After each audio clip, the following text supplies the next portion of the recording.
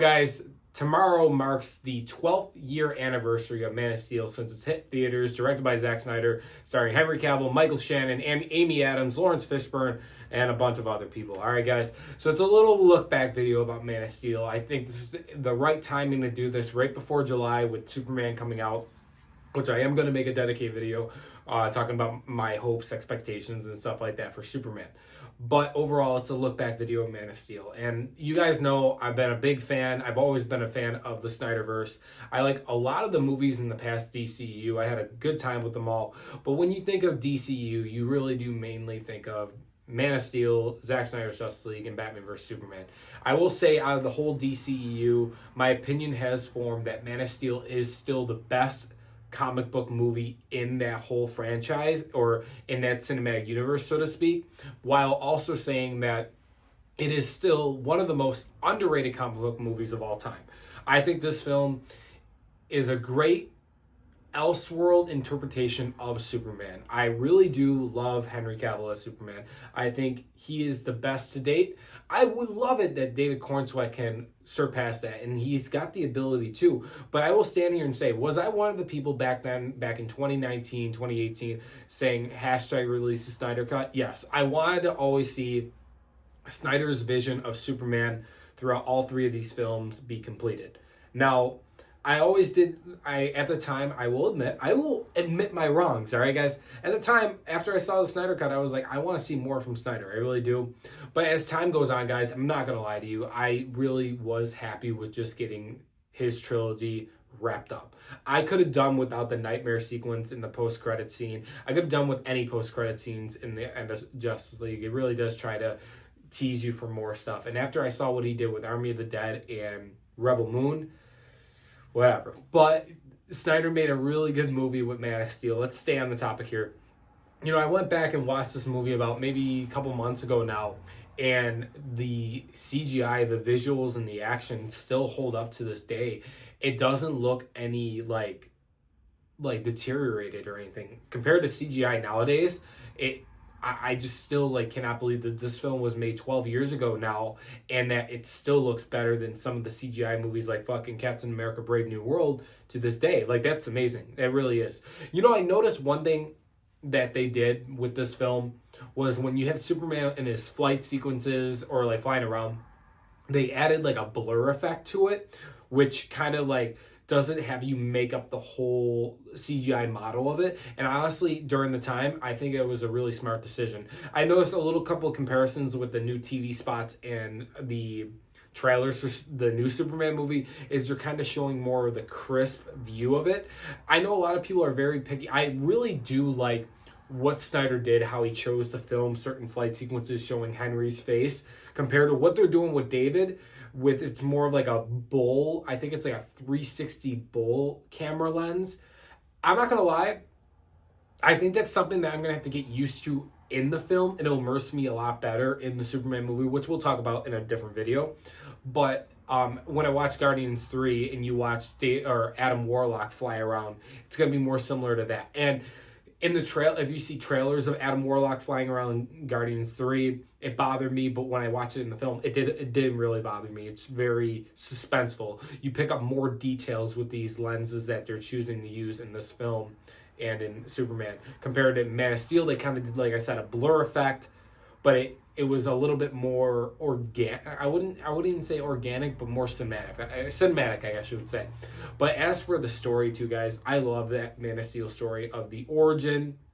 You have Russell Crowe playing Jor-El, perfect casting there. Michael Shannon Zod, you understand this villain's motives. You actually side with them on things, let alone with Clark trying to find out his powers, his existence in this world. I do really like the whole storyline of what if someone like this came to our Earth with these powers, how would the world react?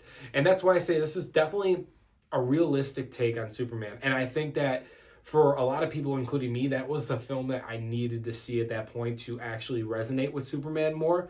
And I really, really liked what they did. And I thought Henry did a fantastic job, and so did Amy Adams as Lois Lane. I think she was out of all three films, that was her best performance. And in the sense her character was written the best too. I know the film was written by David S. Goyer, and she doesn't feel like the damsel in distress. She actually does some shit in this film. She's actually an investigative journalist, or a reporter too. I like that stuff. In Batman vs Superman, she kind of just served the plot as the damsel in distress, always getting into issues. And in Justice League, she was just kind of more of a background character because you had all these bigger characters to serve the film. But with that being said, though, Man of Steel with this score, you guys know this is probably one of my top 5 favorite Hans Zimmer or Ludwig, or top 5 favorite scores of all time. I love the John Williams Superman score. Hans Zimmer's score still resonates with me a lot. I like what they're doing with the new score in the Superman film. But that Hans Zimmer score, especially the piece of music, What Are You Doing When You're Not Saving the World, is just a beautiful, beautiful score. But like I said, you also have Kevin Costner and Diane Lane playing the Kents. It's amazing. The cinematography too in this film is beautiful. It really is. And the action sequences, whether it's the first flight sequence, the Battle of Smallville, or the Metropolis fucking World Engine battle, they're insane. They are top notch. And I have to say though, like to this day, like even watching it back a couple months ago, everything holds up as a great film. I am just ready to kind of have a DC universe that's successful. So hopefully we get that with Superman. But regardless, guys, Man of Steel, like, I don't need to rate this film. Nothing changes with my rating. It is a great film. I really love this film a lot. Hold on. You know, guys, any plug that I get to show off my physical media, I am going to do it. And come on, guys, let's be real.